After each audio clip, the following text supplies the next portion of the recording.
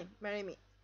So I wanted to make a video to add my 2 cents to the debate around whether or not ritual tools should be reserved for ritual or whether or not you can use anything lying around your house.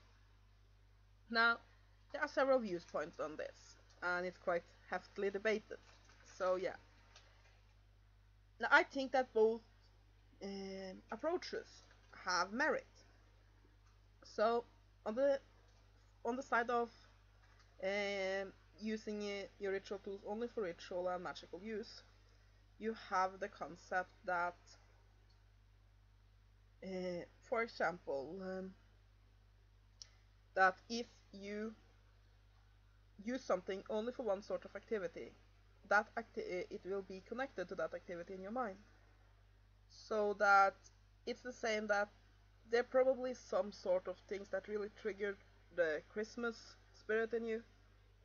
For me, it's this little sketch that are sent in Norway every 23rd of December. I'm not sure what it's named in English, but it's about an old countess who is hosting a party for all her deceased friends. And of course her butler then drinks for all of those friends. Now, from the time I was a little girl, this has been hosted on the night before, or been sent the night before Christmas Eve. So when I see that, I get that, oh, it's Christmas feeling. For my mother, it is this boys choir that is the pride of Norway, that sings, that they send on the television, that sings the Christmas in. And these things sort of trigger things in us, and it's the same with other things. It's like that song that were the first thing you and your lover danced to, and it sort of brings up all the emotions of your relationship when you hear that song. These sort of triggers are very powerful. And if you have a dagger you only use for ritual, then when using that, your mind will much easier slip into a ritual consciousness. It's like I have this lotus tea light holder, and I use it almost exclusively for moon rituals. I use it for a few other rituals, but I only use it for ritual use, and I mostly use it for moon rituals. So when I see this, I immediately think of those rituals, and I immediately attune myself to those energies. And that can be a very powerful and useful thing. So that is one argument for using tools only for ritual. It helps you get into that consciousness. It's the same reason why some people learn, for example, enough Latin to do their rituals in that language or some other language, Sanskrit, whatever, or alter their speech patterns in ritual, like for example using third person, because then you have to be very, first of all, you then have to be very focused on what you're saying, but also that sort of then helps shift that. The same with some people who just need to get out of their street clothes and into ritual garb, because that helps shed the mundane life around them and helps them enter ritual mode. For me, I just have to remove all, if I have a watch on me, I have to remove it before ritual usually, because I feel that magic is outside of time and space, so that I don't want any reminders of time and such things when I'm doing rituals. I don't do that if I'm just gonna do a simple protection spell or something like that, but if I'm going into a major ritual, I'll do that. So that's one argument for. Another argument for is that whenever you use a tool, that tool will store energy, and that it will eventually then become attuned to that energy. That is the reason why you should not use a candle for another type of magic than what you first use it for. Let's say you do a love spell. You shouldn't then take that candle and use it for a curse later, because it has been imbued with the energies from the love spell. You can use it again for other kinds of love magic. And the same way the other way around, if you use a candle used for curses for love magic, it might not give you the result you want. So yeah, and it is a bit the same that if you have, let's say, an atome that you use to open your circle every time and you draw the energies of the circle back into that atome, it will eventually store up quite a bit of energy. And the same with other ritual tools, it will store up the energy of how it is used. And that's also a very good point for using tools only for magical purposes. But then again, you have the argument that some say that yes, it stores energy, but energy comes from us. So therefore, for example, the knife you use to cook your food with every day, or the pot that you use to make your child's baby porridge every day, that has a lot of energy too. I mean, hell, we have tired out, I don't know, like 3 PlayStation 3 controllers. Those suckers have gotten quite a bit of energy from us. So, basically, that, yeah, things store energy, but that this energy doesn't necessarily have to be directly magical. That energy is stored into items the more we use them. That's one of the arguments that people who are for just using whatever everyday tools you have in Magic. Another argument that that side has is that if you look at the tools used in classical witchcraft, it is tools people had around the house. I mean, when these things are used in folk magic, most people couldn't afford to have another cauldron just to use for magic, or another broom. They used the cauldron they made the family's food in. They used the broom they used to sweep their floors. And most of the tools in magic is basically everyday tools. Like, you have a cauldron, which is basically a cook pot. You have a broom, which is a cleaning tool. You have a knife, which is, well, yes, who doesn't need a knife? You have a cup, which is, well, a cup.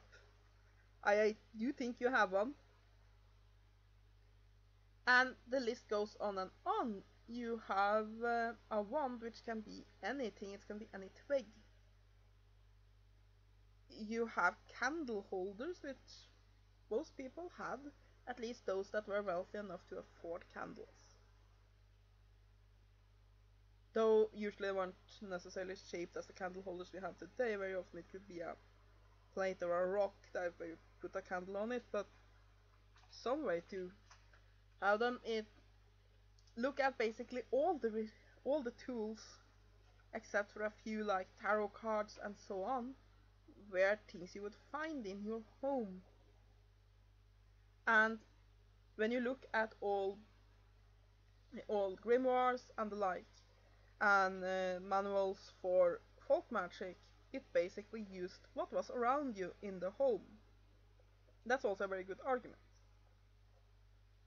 Now, I think that neither of these options are the right one or the wrong one. Depends on your approach to magic.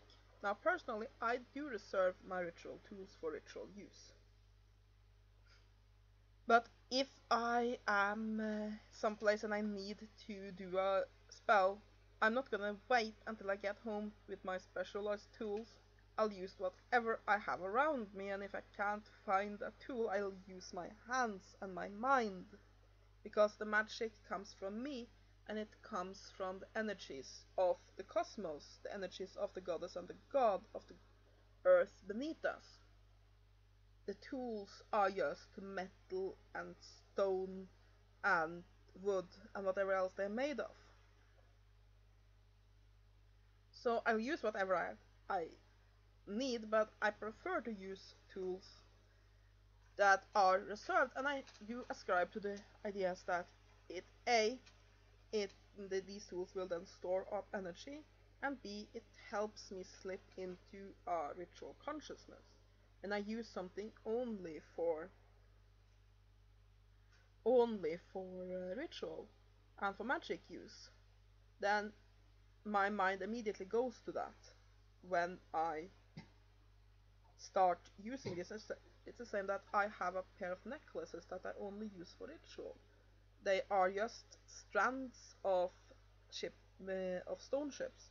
I have one with amethyst and one with rock crystal. And when I've done those, my mind slips into ritual consciousness because it knows that I use that for ritual. So yeah, I use that, and then of course, like I said, I think it stores up energy, and I do think that while definitely energy is stored up in everything that you use, this pen has some of my energy in it because I've been using it for writing. But excuse me. Ah, that was my phone. Had something to say, please forgive me. So yeah, I'm a Dune fan that some people might now have discovered. Um, so yeah, this pen contains part of my energy because I've used it to write. This shirt that I very often use has some of my energy, though of course it's washed regularly, so it's limited to how much it is. This computer has a lot of my energy because I use it almost every day, and several hours every day, and it sits next to where I'm usually sitting. But at the same time, I think that this candle holder that I use for ritual has a different kind of energy. It has energy more attuned with magic. So I think that yes, probably my computer have more energy in it because it's used even more than this is. This one will be more powerful with magic because it is more attuned to that purpose.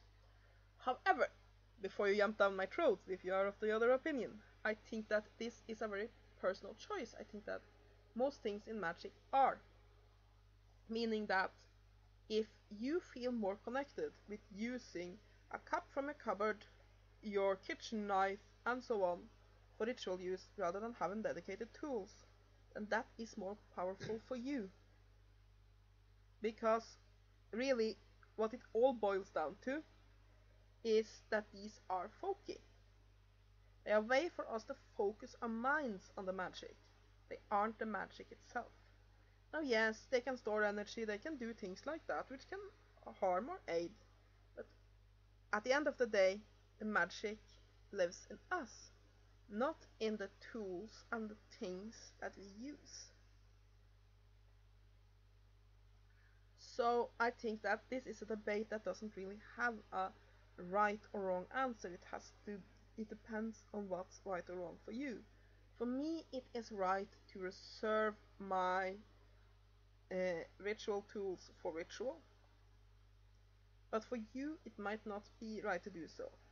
And I also do kitchen magic. I have just gotten into using magic to cooking, and for me then when I'm doing that kinds of magic, it feels more right to use my kitchen knife and my regular cook pots and the like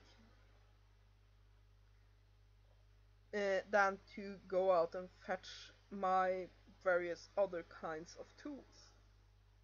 Because to me kitchen magic is very practical, it's very down to earth, it's very take what you have. And especially when it comes to cooking magic, which is basically using magic, using cooking as a tool for magic. So yeah, I think it depends a lot about your personal preferences, but I also think that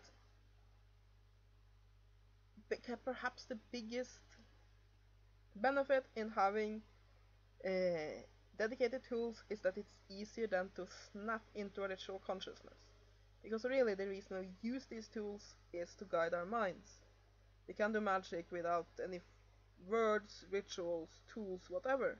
The reason we have them is to add energies that symbolism and the like gives, but mostly to focus our minds on the magic we are working. And anything that then helps focus that mind is a good thing. So yeah, I hope you have enjoyed this video, and blessed be.